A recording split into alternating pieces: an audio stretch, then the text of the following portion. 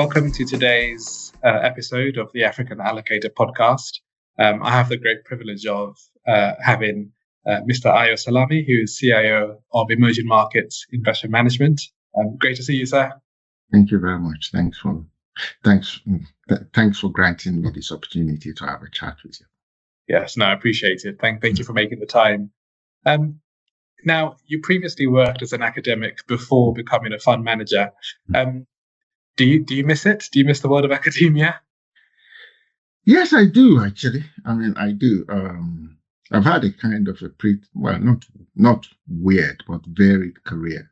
I actually started my career initially as an accountant. So I started as a qualified chartered accountant, and then I moved on to I went to business school, did a doctorate degree in finance, and then I joined the academic staff at the business school as well as a lecturer.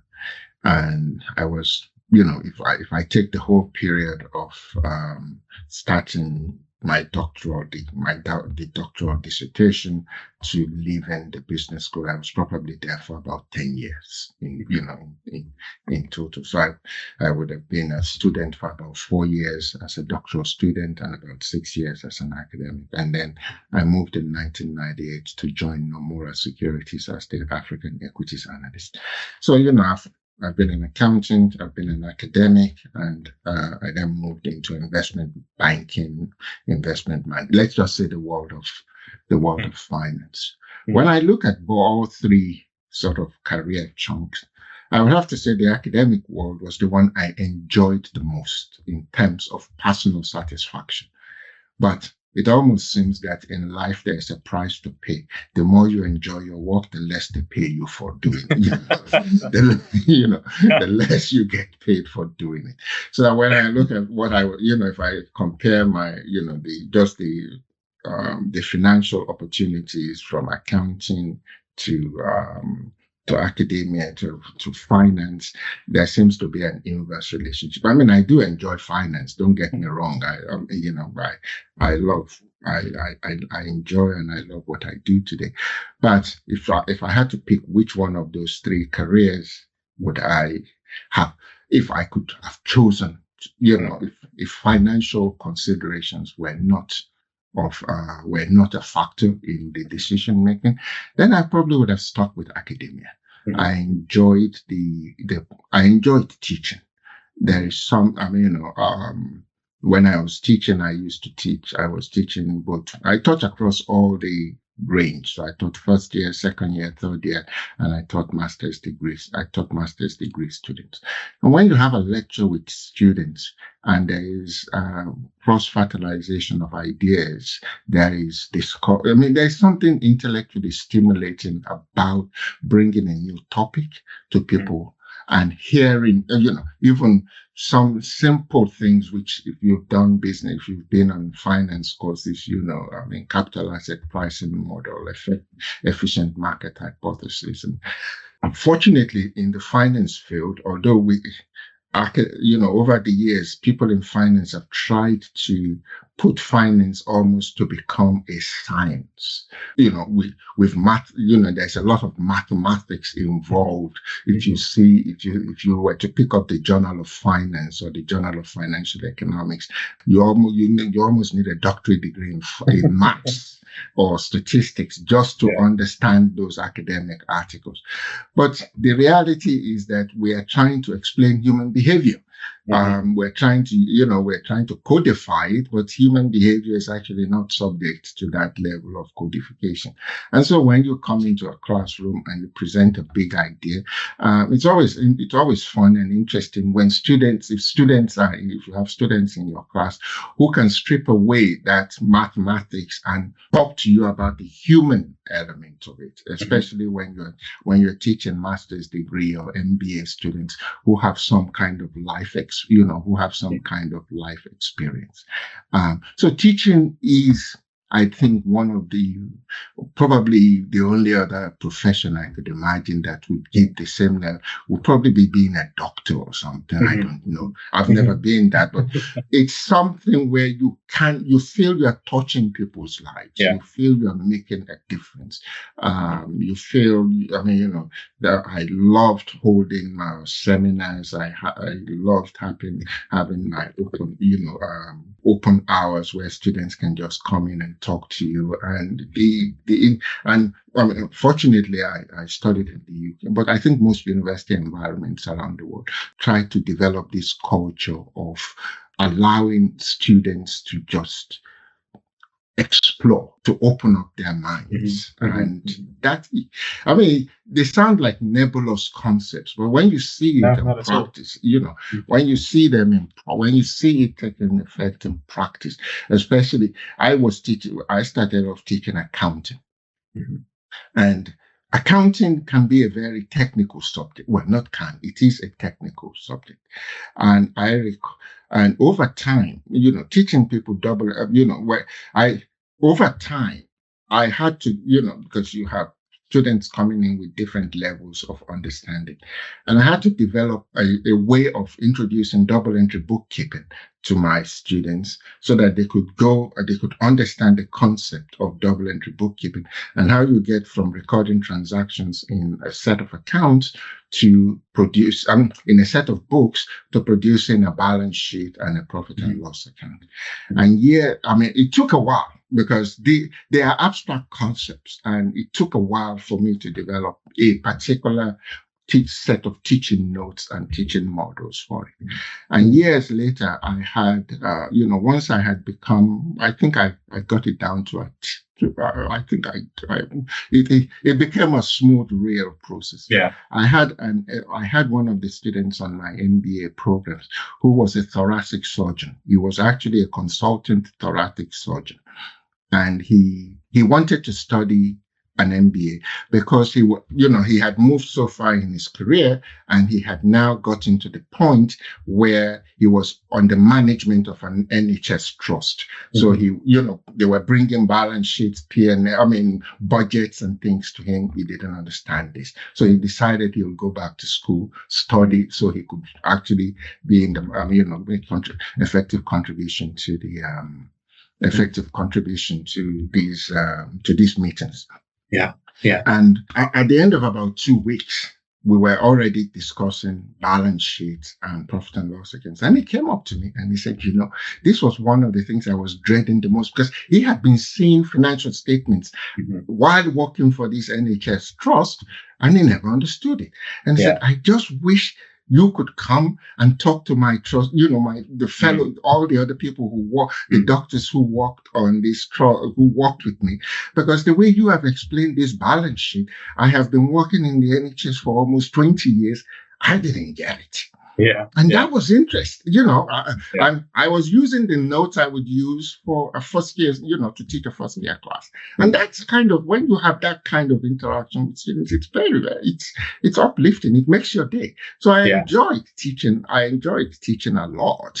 And I would, as I said, it was something I did. I was very, very young. I was 23 when I went into academia. So I was very, very young. I didn't have much in the way of my, financial commitments.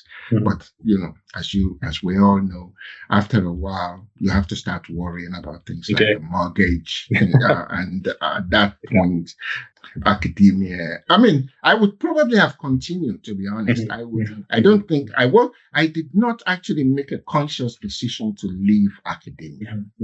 Well, I did, but I didn't plan. I wasn't sort of under financial pressure and then thinking, I need another job. What actually happened was, I got introduced to Nomura Securities, or Nomura International, the UK arm of Nomura, and they needed a research project to be undertaken. Doesn't really matter. They were studying a problem on the London Stock Exchange. They needed somebody to crunch the data. They needed somebody to crunch the data for them. And I did this. I did this just as a side consulting assignment for them. But again, even though it was a side consult, you produce it to the same standards as you would a normal academic paper. So I think the standard at which I pitched the work was quite high. And off the back of that, they said, you want to come and work with? Yeah, would you like a job? And I said, well, I don't know. But then when they sent me the job offer, I looked at the salary. I thought it was their telephone number. I said, are you sure? Is it legal for one person to earn this much money? And so, it wasn't even comparable to what I was earning in academia. And that was what me. And at that time, when I changed, my actual intention and opinion had been that it would be a good thing to go into finance and see the practical application of all these theoretical ideas that I've been imparting to students and that I have been learning, and that I would go, hopefully, learn more about finance and practice, and then maybe come back and be a better university lecturer. That's still the goal, but that's that we're almost getting to the end of my career. So if I'm going to go back, I'm going to do it very soon. I don't know if they will have me back. Maybe after this interview, you start getting calls from universities. Right. If they will have me back, I'm not sure. But I'm really curious to hear. So earlier you said about how finance is sort of made complex, with all these numbers and all of that stuff. In your role now, as Chief Investment Officer, how do you ensure that you're maintaining that human behavior aspect? When you're developing allocation strategies, when you're deciding to invest, or you're researching businesses, how do you use the numbers obviously, but make sure that you're not getting too bogged down in figures and you're thinking about it's always investment decisions these days in most organizations can probably be broken down. Most organizations try to turn it into a process, and it can almost be broken down into three distinct components. Different companies might call it, or where the breaks happen might differ, but the process is pretty much standardized. And the first part, which is usually the basic building block, is the maths and the analytics. And this is where junior analysts always start their career. And you end up, unfortunately, sometimes when I get models from analysts, which, they are Excel spreadsheets with 50 links all over the place. And you can see that this analyst has imbibed the culture of complexity. But essentially, you have the data and analytics. And that is actually undergoing what I think at the moment we are not yet seeing too many applications of it. But I think if we're to look further ahead in the next 5 years, artificial intelligence is going to make a radical difference to the way we process data and analytics in the investment and finance world. So you have the data and analytics. Then the second part is what I would call, let's say, people or management. You have to form a view about a management team. And that is not, because I understand AI, I can assess sentiment and things of that nature. I have not seen it done, but I've read about it, that AI might be able to participate in that field. I don't know. But you have to meet with the management team, and you have to form a judgment about, and you have to form an opinion about them as to, can they, do they have a strategy? Do they understand their business? Do they understand their markets? And you can have bad products, but a strong management team can make a bad product work. And you can have good products, And a bad management team can destroy a good product. So you really, management, assessment of management. I mean, sometimes you may not even need to meet with management. It may be that you have to form a view about managerial, assessment of the core or of the skills of the management team by looking at the numbers, if there's a long enough track record. But we usually prefer to meet with management teams and talk to them and form our opinion. And that formation of the opinion comes to judgment, which is the final building block of the investment decision process. And when it comes to judgment involves effectively synthesizing all the information that you got into forming an investment view. So at this point now, you have to look at the data and, am I paying the right price? Again, it can be a great business. Am I paying the right price? Or is the price I'm paying for this justified by the management and the data that I have got? That judgment piece, I'm not, it's heuristic.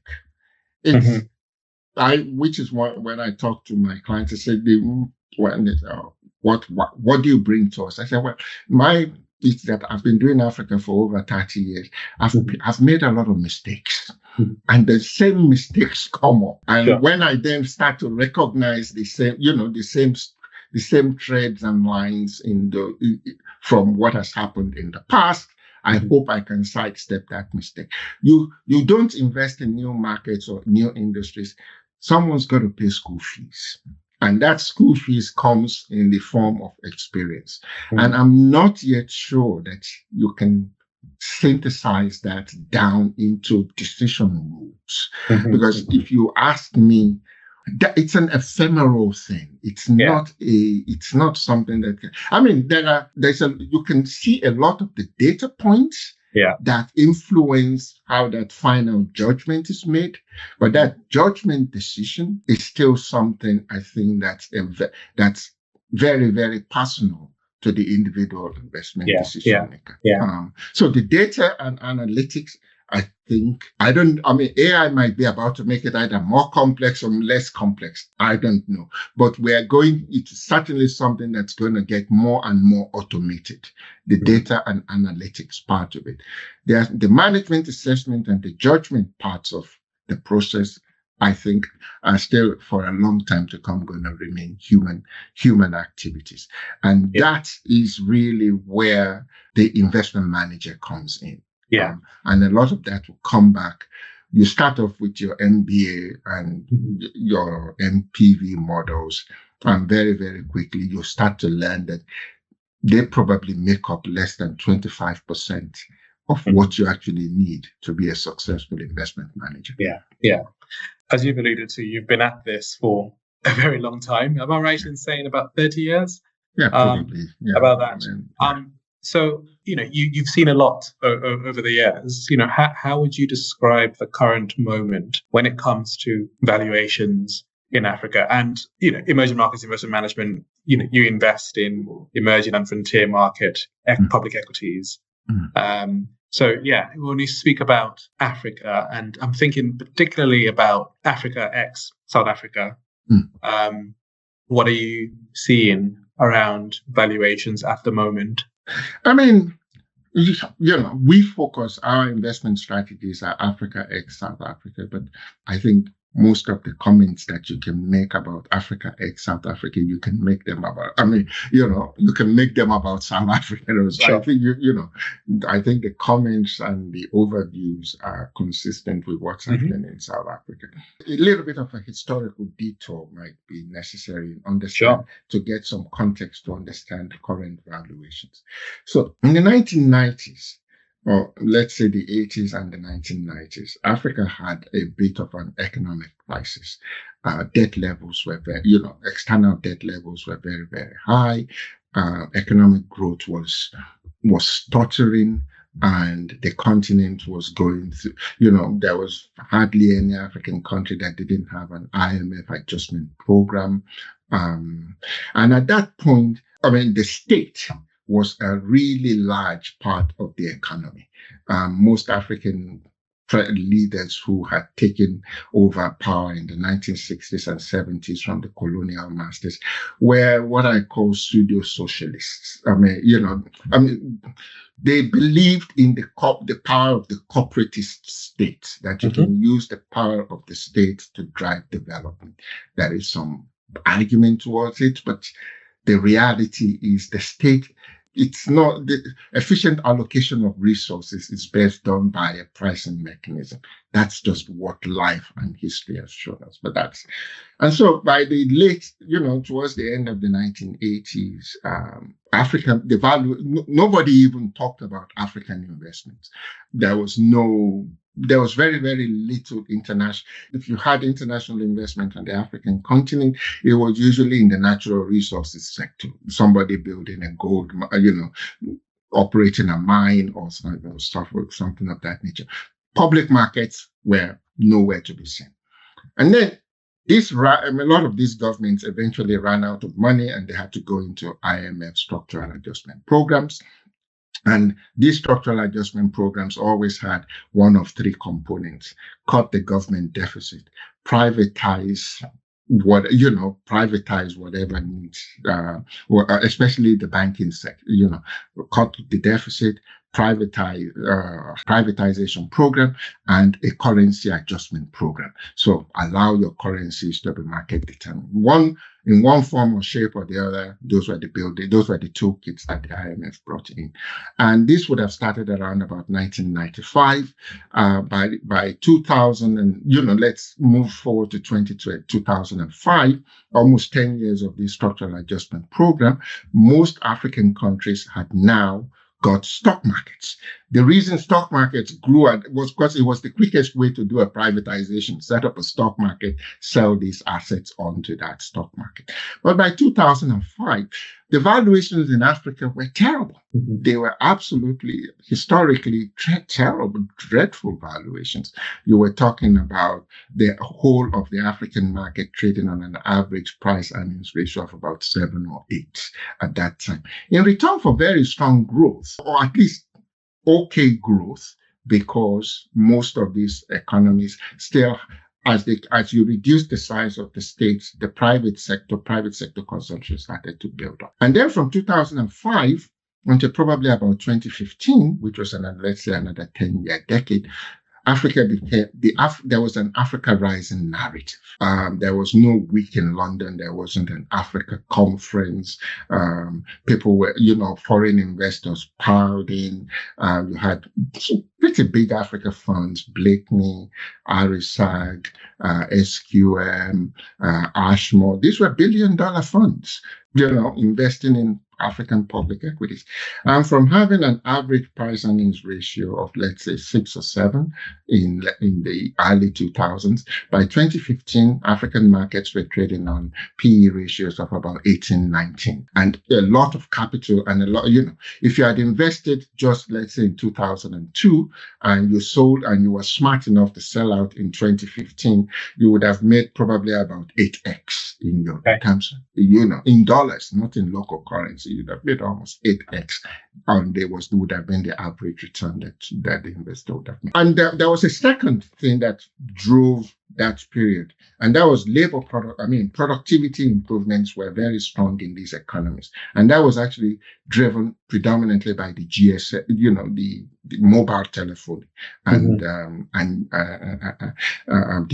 what I call the GSM revolution, the GSM revolution, because a lot of countries now introduce from, let's say, 2000, when telephone penetration across Africa was less than 10%. Today the number is sitting close to 7.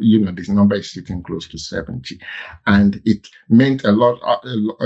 With mobile phones and information exchange and access to the internet, Africans could interact with the rest of the world. The markets became more, information sharing became easier, markets became more efficient. And that will probably have continued way until about, say, 2015. And then from 2015, and the other thing that happened during that period was African governments, the public debt markets opened up to them. Prior to that, they were borrowing mainly from multilateral organizations, the IMF, the World Bank, were the people who lent them money. Pension funds and private capital was not lending them money. But between 2005 and 2015, most African governments were issuing euro bonds, they were issuing dollar-denominated debt instruments, and international investors were lapping this up, mainly because in their own domestic markets, interest rates were zero. Literally, you had to pay the German government to hold German government bonds. The yield was negative. So if you found an African government ready to pay you 7-8% in dollars, you don't even look at the risk. You just, people piled in. Yeah. But unfortunately, by 2015, this debt level, these debt instruments now need refunding, they need, and by 2020, especially when US rates started to go back, I said 2022, when US rates started to go back up, we started to see again the reemergence of a debt, not a debt crisis, but debt issues in markets like Zambia and Ghana. Ethiopia, and even countries like Ghana, Nigeria, Kenya, which they didn't have a crisis, but they had a little bit of they had a bit of a moment. So by 2015, the strength of the dollar was what I would call the original sin that really hit the African markets. There was, the story about US exceptionalism started. The dollar became a dominant currency. And when the dollar rises or becomes very strong, it has a negative impact on global commodity prices. So Africa's terms of trade started to shift, and it shifted in the adverse direction. And this all these factors start to converge to create a challenge. The unfortunate thing was that African governments then went back to a policy, they made policy decisions which I would consider to be suboptimal, because the biggest one exchange controls. Because they saw, the political motive behind it was understandable, but what you have is your terms of trade are moving because of the dollar and the impact it's having on commodity prices. The result should have been to allow your exchange rates to move as well, to act as a shock absorber, to protect the domestic economy. But when that happens, inflation usually rises. And that means to cure inflation, you have to raise domestic interest rates. And so you have to sacrifice growth. And so economies that were previously growing at 5-6%, your growth rates will probably drop to 3-4, or maybe even lower. It would have taken us maybe 2 years to cope with that issue. But governments wanted to avoid the inflationary impact of a currency devaluation. And so they introduced rigid exchange rate controls, either like Nigeria and Egypt and Zimbabwe, where you just refuse to let anybody out of the economy. Yeah. But this means you have a misalignment of prices in the domestic market. You have a crisis of confidence, and that crisis of, because this comes back to what I say about paying school fees. A whole generation of foreign investors who came into Africa from about 2005, they'd never heard of this idea that you can put your money in a country and then they won't let you take it out when you want it. It becomes Hotel California. You can check in, you can't check out. People had never heard of this before. And in markets, when I talk about it, I say, trust arrives on foot. It lives on horseback. So if you do this, you introduce this policy, this suboptimal policy, it will take a long time for you to rebuild that trust and to get capital to come back in the same way as it did between 2005 and 2015. And that suboptimal policy choice has been, I think, the major hindrance that, a lot of the countries have now abandoned this position. Only a few small countries, I think Malawi still has its formal exchange controls, but most countries in Africa have allowed their currencies to move. The currencies have had to be devalued below fair value So you've paid a bigger price, but now capital is beginning to come back. But it's not yet the investment capital. It's mainly remittance flows that are coming back into this economy. And so international capital is not there in the way it was before. And that has meant that our valuations in Africa have dropped right back to where they were at the beginning of, let's say, 2000. Markets today are trading on price earnings ratios, with the exception of Morocco. Most African markets are trading on single digit PEs for double digit dividend yields, return on equity above 25-30%. If you look at the fundamentals of an African, people talk about. I actually was going to now ask about that because, what's happened at a macro level has happened. Yes, valuations have dropped. But for this, for the savvy investor, the solid businesses that are trading on very low, they're very cheap now, and huge opportunities to pick up good businesses at low prices. So surely, yes, now is the time to go in. My experience, investors, if you talk to investors, most investors will, when they describe their investment philosophy and strategy, will try to say, "Oh, I'm a contrarian investor." Sure. I don't go with nobody sits. Or well, there are some momentum investors who openly say, "Yeah, I look at what everybody else is doing and I follow them." But the vast majority of investors would try to position themselves that they have a unique investment approach, and when it comes to their asset allocation, and they look for opportunities in the marketplace. But the reality tends to be that capital flows with momentum. Nothing succeeds like success. And so even though these markets are exceptionally cheap, you have to bear in mind that the first generation of international investors who engaged with the African markets ended up with that very, very unpleasant experience of exchange controls. They didn't really get.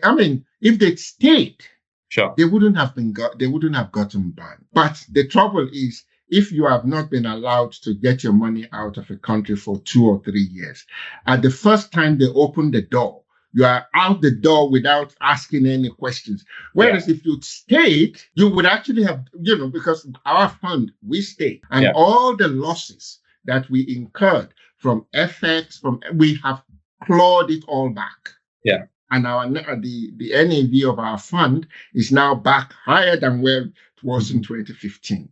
So if you just had the patience to stay, you wouldn't have suffered losses. But if you are sitting there and you have to write reports to your, everybody has a boss, and your boss, what the hell possessed you to even get involved in these markets in the first place?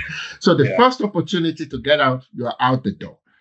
And then to persuade you to come back in, it's the threshold is now very, very high. And those who didn't come in, who saw you suffering, will say, "Well, thank God I missed that bit. And I don't want to, if that's the way Africa works, I don't want to get involved." So there has been a break in the of confidence. And it's now a time for African markets or policymakers need to understand this issue, that you need policy consistency. And when you have volatility and you have challenges, don't go for the easy option. If you say you are open economist, try to stick to the principles of an open economy.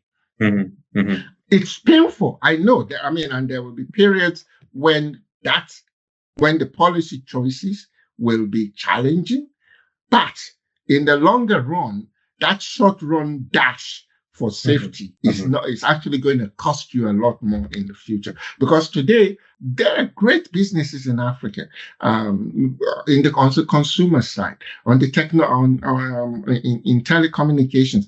African banks are among the most profitable banks in the world. Their they have net interest margins, average net interest margins of about 7%. European banks would kill for that. The average net interest margin of a European bank is 2%. The average return on equity of an African bank is around 25, somewhere between 25 and 30.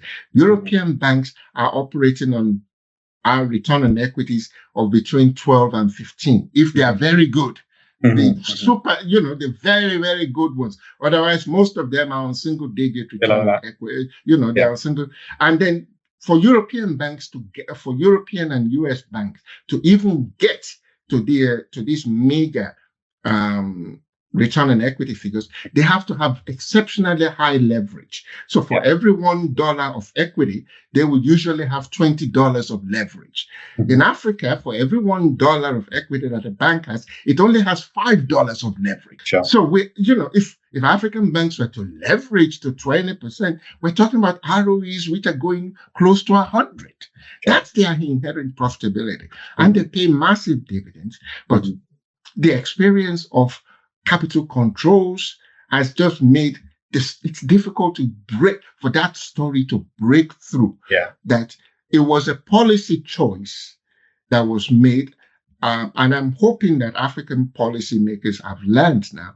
In Nigeria, we say that you don't learn anything the second time a horse kicks you. If a horse kicks you the first time, it's telling you get out of the way. If a has to kick you twice, you're just taking pain. You're not learning anything the second time a horse kicks you. And I'm hoping that having done it once and seen that this thing doesn't work, and you have to come back, eventually the currency devaluations that they were trying to avoid, they've had to take them, and they've had to take them at a higher level of devaluation than they would have had if they had or just allowed their economies and their currencies to go on a glide path to deal with the change in their terms of trade. Yeah. So today, it's the value, the attractiveness. The valuation of African markets are at some of the more. It's at an all-time low. These are historic lows. Mm-hmm. We would really have to be going back to the late 1990s and early 2000s to see this type of valuations. And yet you have to remember, that was a period of time when these economies were fragile. Mm-hmm. Today, you're talking about economies that are almost 3-4x bigger than they were in 2000. Mm-hmm. And yet you're buying them, you're buying these companies at those same, at valuations that existed 25, 30 years ago. Mm. Is there too much of a focus on international investment flows over domestic? So I read somewhere that in a few different countries, actually domestic investment flows have been growing. So domestic, retail investors, but also, some institutions are investing more. It's still not, significant amounts, but, it is growing slowly. And do we get a bit too hung up on what the international investors are doing and maybe miss out what's actually happening domestically? I agree. Totally agree. I spoke a lot about the international investors, mainly because, let's say, from that really strong performance of African markets between, let's say, 2005 and 2015, a lot of it came from international capital flows. A huge amount of international money moved onto the continent. Portfolio flows came into the continent. They supported balance of payments, currency. They helped with currency stability, and that was it was a great period. Now that international flow has gone, it's going to come back. I have no doubt about that it's going to come back. But there's been a mega trend that is emerged in Africa, and that is the emergence of domestic institutional money, which did not exist in 2000. In 2004, 2000, pension reform in Nigeria started, I think, in 2002 or 2003. So before 2003, there were no pension funds in Nigeria. Nigerian pension funds have managed probably about $40 billion of assets. It's not a lot for the Nigerian economy, but it's $40 billion of money that's there now today that wasn't there 25 years ago. Mm-hmm. And South Africa was probably the only market that has historically had a substantial savings pool, and then followed by Morocco. But most of the rest of Africa have only in the last 20 years instituted domestic pension reform.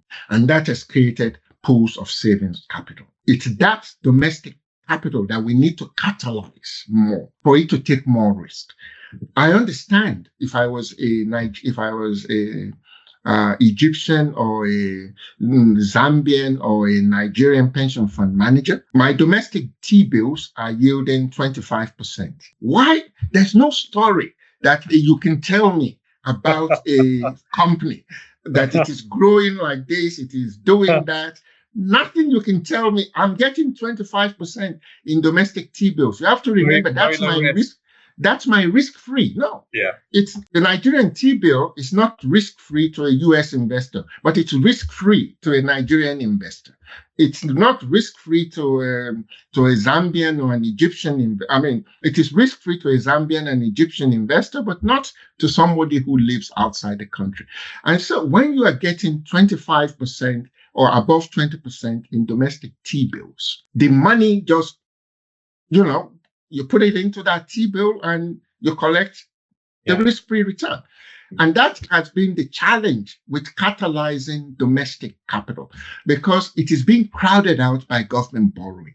And this takes us back to the last leg of policy requirements that African governments are struggling with, but they recognize and they are making some progress, but not fast enough, which is fiscal consolidation. If you look at the history over most African governments today need to start aiming to run primary surpluses. What that means is if you take your tax revenue minus your expenditure and you exclude the money you pay on debt, the interest payments you make on debt, you must run a surplus. If you don't run a fiscal surplus, then that means you are borrowing to pay the money on your debt and you are adding to the debt. And that means governments have to either radically slow down the rate at which their expenditure is increasing, or they have to cut it. And that fiscal consolidation process, governments at the beginning of each fiscal year recognize the need for it, but they don't face the same discipline that you and I would face if we had a shortage in our budget. Then you will cut down. If you have to cut down on food, we would be able to make those decisions, but we would be able to make those decisions in our personal lives. Governments are struggling with this, and that we need to get to a point where governments are not crowding out the private sector and then making the cost of capital in the domestic economy to be too high. On the plus side, most African governments understand and they get this argument. They want to do it. It's the rate of fiscal consolidation that has been slower than I would like. But most governments are on some path of fiscal consolidation. I think they should do it much more rapidly so that you can get it over in 2 or 3 years. And once that's done, your economy can get back onto, your domestic interest rates can fall to the point where the money that is just being pumped into domestic T-bills can now go into other productive sectors of the economy. I don't just want it in the stock market. I want it funding domestic infrastructure. I want it funding domestic companies. I want it funding, transition to a green, transition to a green economy. So there are domestic pools of capital now in Africa, and it just requires to use the technical term, we need yield compression in these economies. We're going to get it. We're not getting it fast as it needs to be. But that you have to understand in the context of the political balance that these administrations need to do. But I think the story of Africa over the next 10 years is that you're going to see more governments achieving eventually primary balances or primary surpluses on their domestic budgets. It might take about another 2-3 years to get there. If a government was really serious, this is the sort of thing you do. You crash it, and you get you actually cut expenditure. But that's I totally understand cutting government expenditure, not just Africa. It's across the world. Cutting government expenditure. Once the government is paying for something, getting that money it's supporting somebody somewhere in the political system. Getting them to give up that money is not going to be easy. But what we're seeing more is that the rate of growth of revenue in African budgets is now beginning to outpace the rate of growth of expenditure. And so that is creating that is opening up the gap, which is likely, I would probably say, as we go forward, it will start to create the fiscal room and the monetary policy room for interest rates to come down. As those domestic rates, Kenya has demonstrated this. It will, that it will work in this way. Morocco has demonstrated that these policies can work. Painful adjustments, but they need to be made. So yes, I don't think in the next phase of the African investment story has to be a focus on domestic capital. If we can get domestic, the pools of capital are there. So if we can get domestic capital to start moving into supporting the productive economy rather than just holding T-bills, that's one. The second thing I think we need to do is to pool liquidity. So you have a pool of money in Nigeria, you have a pool of money in Ghana, you have a pool of money in Kenya, but they don't invest across each other. All this, the African Free Continental Trade Agreement has aspirations, but not much is being done in terms of actual policy implementation to allow Nigerian pension funds to go and invest in Kenya, or to allow Egyptian pension funds to invest in Morocco. Everybody is trying to focus that money on their own domestic economies, and I think that's suboptimal. Sure. Yeah. We need to pool domestic liquidity across, because there's a lot of money on the African continent, and that means it needs to be made possible. I'm not, that at the very least to open up our capital pool, African capital markets to each other. Yeah.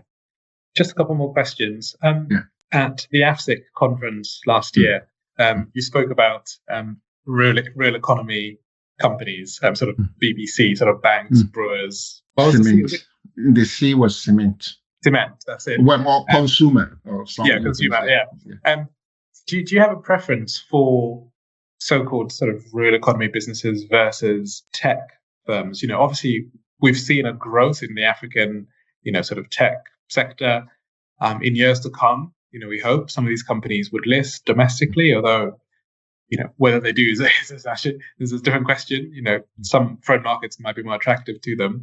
But as an allocator, as an investor, would you look at a tech firm and say, I want some of that, versus, what are these real economy businesses, which are producing cement or beer? I mean, for us, we would still think that the real economy offers the bigger opportunity in Africa today, mainly because there is the level of individual consumption is still so low in most of these markets that as income levels rise, these breweries, telecommunication companies, food companies, agri-processing businesses can show very, very fast growth. Because what I've always learned is deal with the bottom billion people. That's, they've got to wake up in the morning, they've got to go to work, they've got to eat, they've got to drink water, they've got to live in a house. When you have that satisfied, then because what we recognize as the tech businesses that have done exceptionally well over here in the developed markets, the Metas of this world, the Googles of this world, the Teslas of this world, or maybe not Tesla, but, the Nvidias of this world. They derive a lot of their value from what you would call the service segment of the economy. That's what it's a service segment of the economy. And I think it's going to see substantial productivity growth from artificial intelligence and things of this nature. But that service segment of the economy sits on a real productive segment of the economy.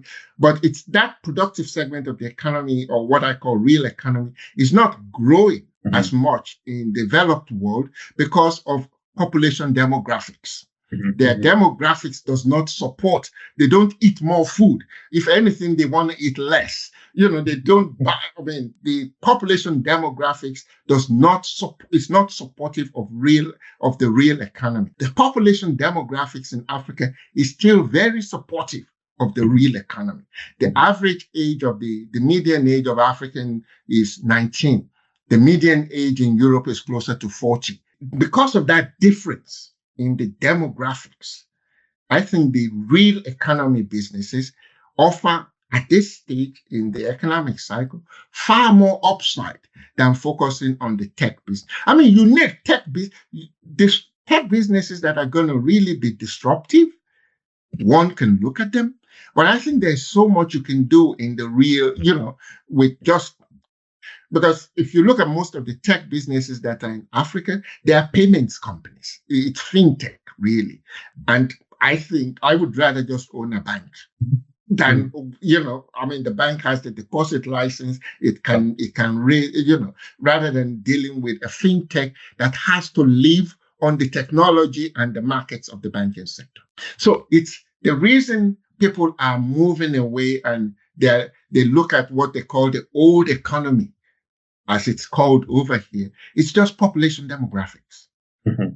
Population demographics, it's not supportive of demand for what you would call the traditional old economy. And people are therefore, that's why technology, the Silicon Valley tech companies have done so much better over here. Mm-hmm. I think they will do well in Africa as well, but the population demographics is still supportive of a consumption story, a very big consumption story.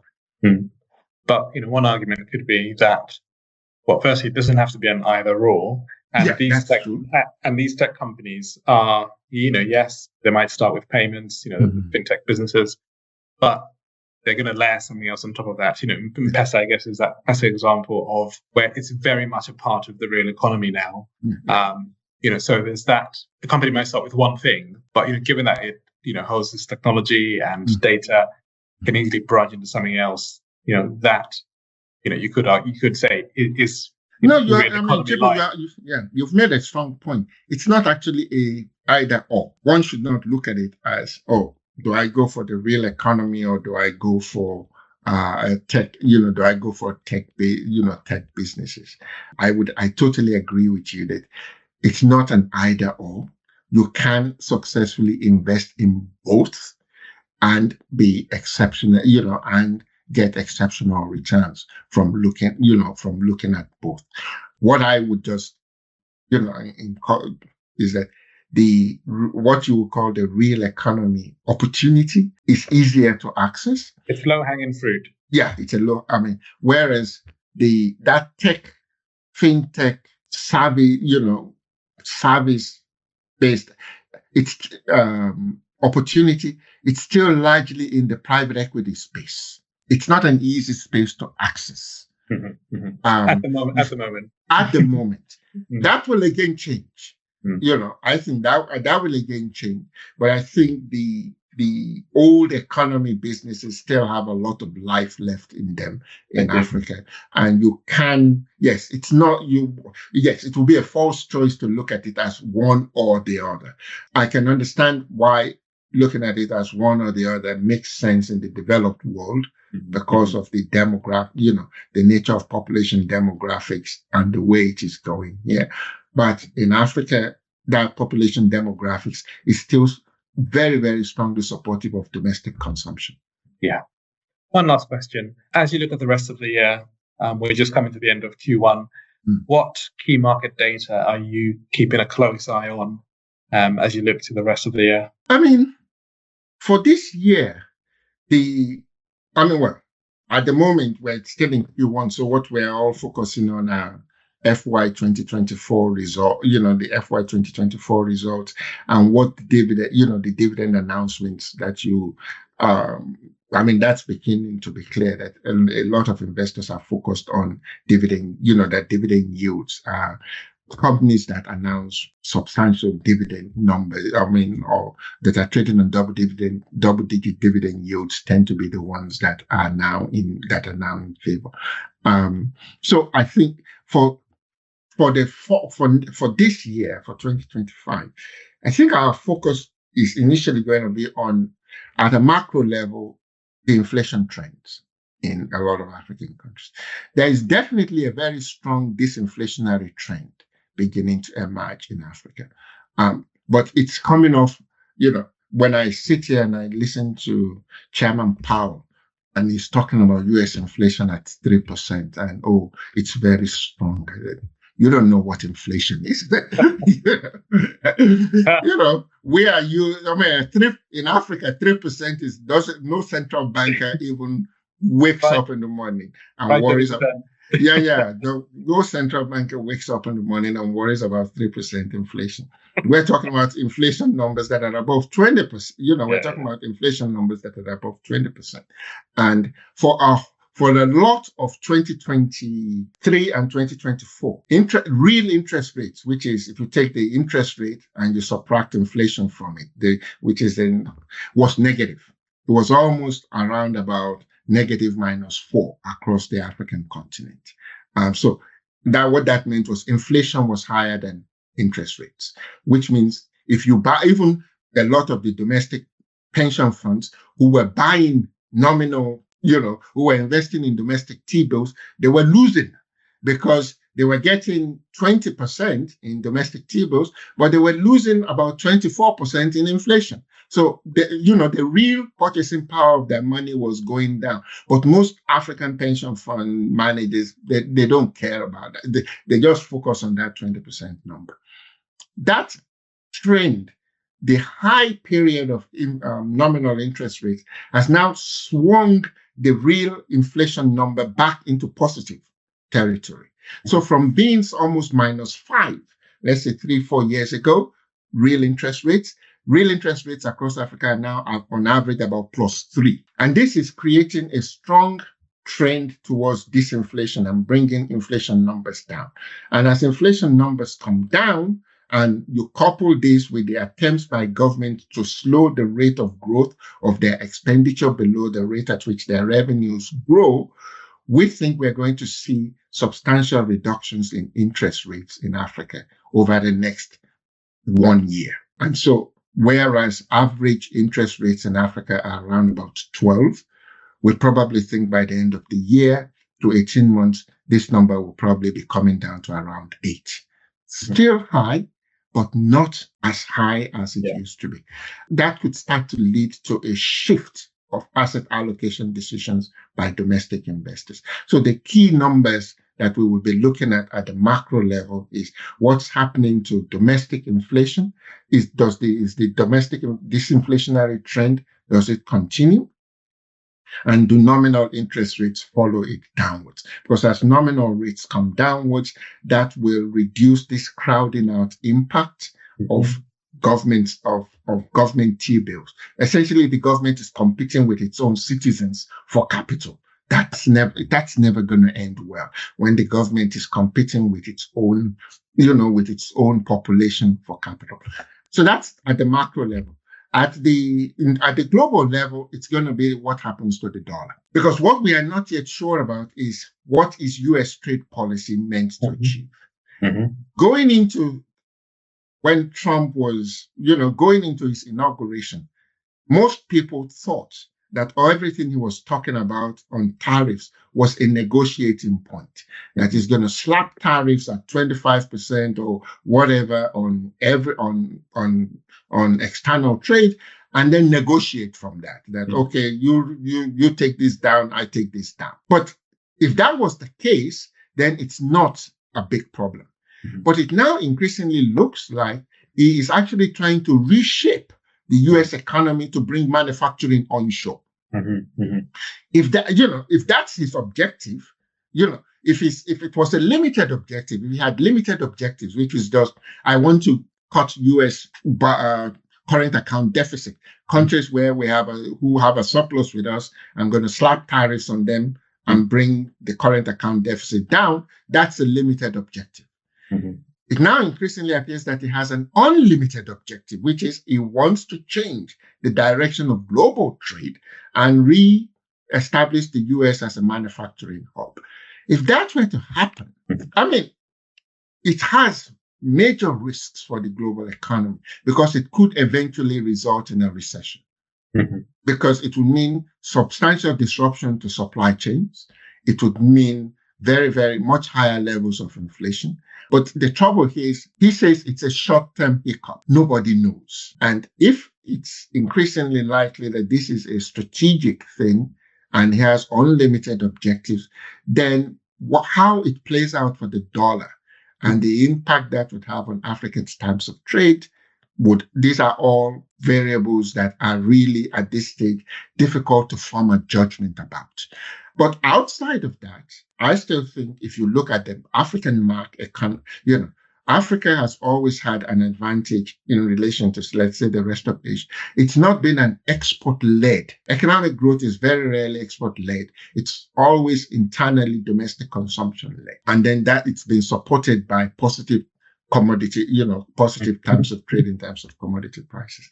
So if Trump is going for an unlimited objective, it might potentially could tip the whole world into a recession. That's not the base case I see from most banks, but it potentially could do this. We would not be immune in Africa from a global recession, but we would not be as badly, we would not be as badly whacked as as the rest of the as the EU or Asia or Asia would be, and we would probably be able to come out much faster in time, because our own, this is about we're going into this period of volatility with one big advantage. We're going in with undervalued currencies and positive real interest rates, and that should stand us in good stead. Mr. Salami, thank you so much. That's really, really fascinating.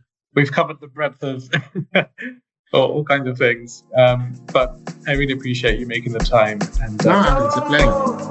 No, thank you very much, Chipo. Thank you. Nice talking to you. Okay.